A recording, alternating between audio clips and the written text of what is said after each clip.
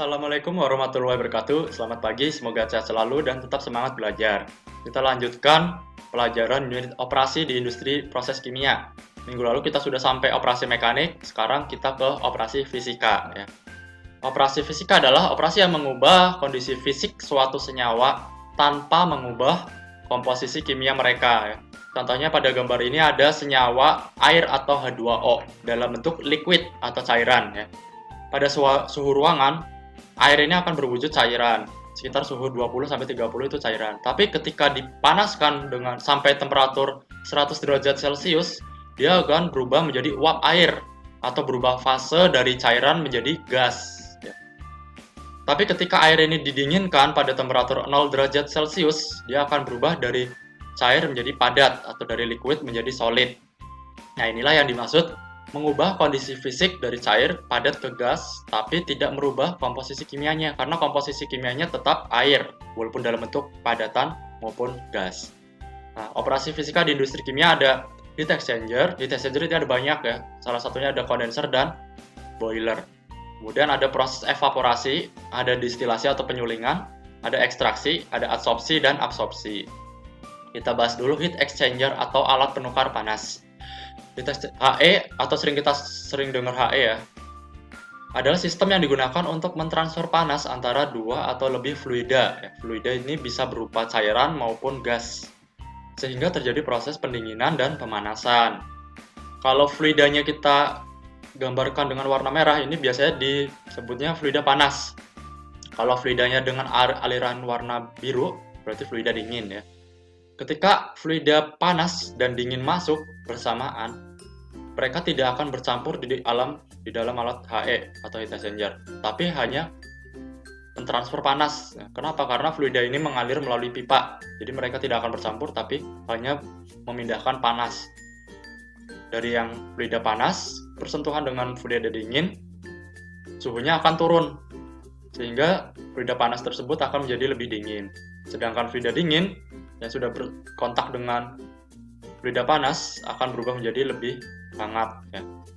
Seperti itulah prinsip heat exchanger. Kemudian di heat exchanger itu ada alat kondenser ya, prosesnya kondensasi atau pengembunan. Itu kalau diartikan adalah proses mendinginkan gas ya, aliran gas itu didinginkan. Kalau gas didinginkan, dia akan berubah fase menjadi cairan. Ini alat kondenser. Prinsip kerjanya ya, lihat dari atas ada steam atau uap panas masuk ke alat kondenser, kemudian uap panas itu mengalir yang di putih-putih ini. Selain uap panas ada fluida dingin ya, di sini air dingin masuk melalui pipa. Ya, jadi mereka masuk bertemu tapi tidak bercampur, hanya saling mentransfer panas. Yang awalnya tadi uap panas atau steam keluar menjadi gas, dari awalnya gas berubah menjadi cairan ya, karena dia didinginkan uap panasnya. Cairan itu disebut kondensat atau embun. Inilah prinsip kondenser. Kemudian evaporasi atau pemekatan. Alatnya kalau di industri kimia itu biasa di belakangnya dikasih nama R atau OR ya. Kalau tadi kondensasi jadi kondenser, evaporasi jadi evaporator ya.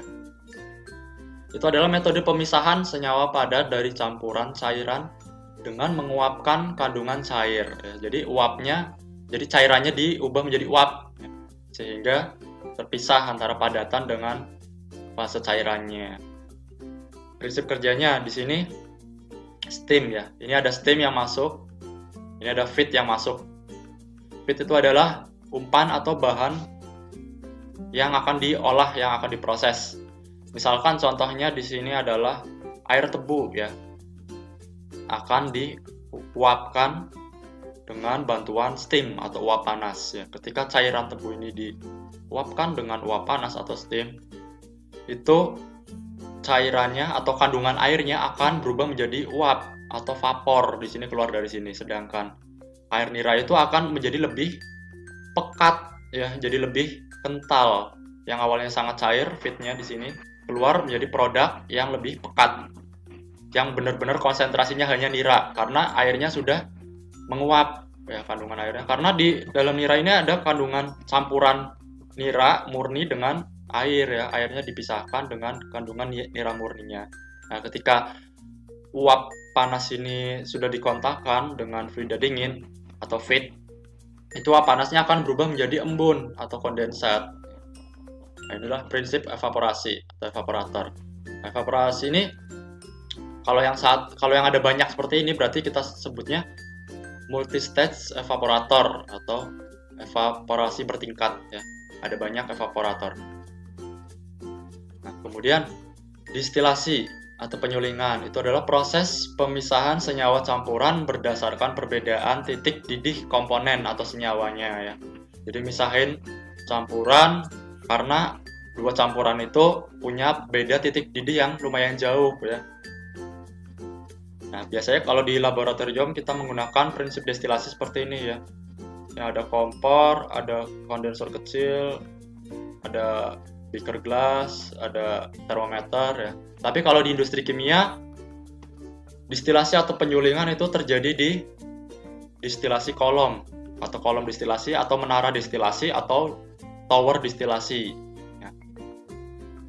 Nah, desainnya, cara misahinnya, misalkan di sini ada campuran alkohol dan air ya, inlet mixture campuran masuk alkohol air.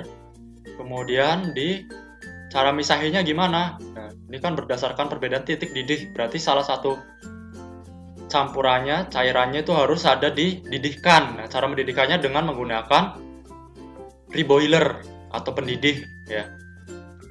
Ini pendidih. Jadi di sini suhunya sangat panas sampai bisa mendidihkan campuran.